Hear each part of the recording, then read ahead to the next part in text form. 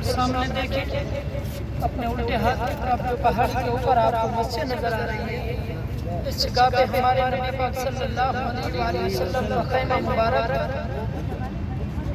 اس مسجد کو مسجد فتح کرتا، ہمارے نبی پاک صلی اللہ علیہ وآلہ وسلم نے جنگ کے لیے دعا مانگی تو اللہ پاک نے تیسرے دن فتح نصیب فرمائی۔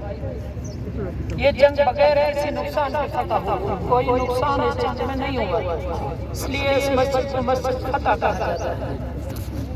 اور اس کے ساتھ نیچے بلیک پتھروں والی آپ کو مسجد نظر آ رہی ہے، اس جگہ پہ حضرت سلمان فارسی رضی اللہ تعالیٰ عنہ کا خیمہ مبارک ہے۔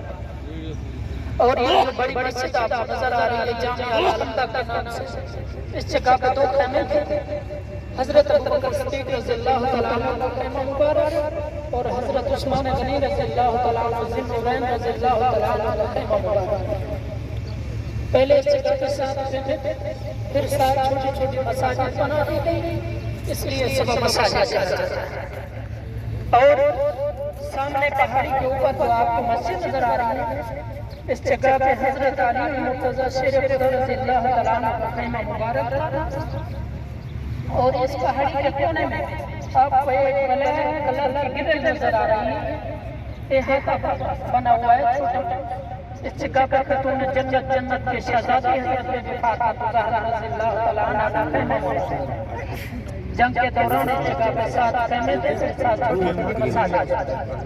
اور اپنے سیدھے ہاتھ کی طرف دیکھیں، یہ جو سامنے پتھروں والی مسجد آپ کو نظر آ رہی ہے، اس جگہ پہ حضرت عمر بن خطاب رضی اللہ تعالیٰ عنہ کا خیمہ موجود ہے۔ یہ جو سامنے روڈ جا رہا ہے، اسی جگہ پہ خندق بالکل سامنے احد پہاڑ ہے، بالکل سامنے، جیسے ہم روڈ کے اوپر جائیں بالکل سامنے دیکھیں۔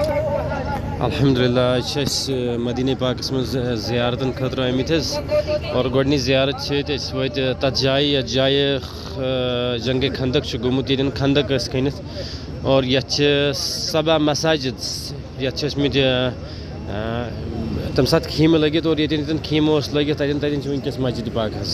الحمدللہ الحمدللہ ثم الحمدللہ۔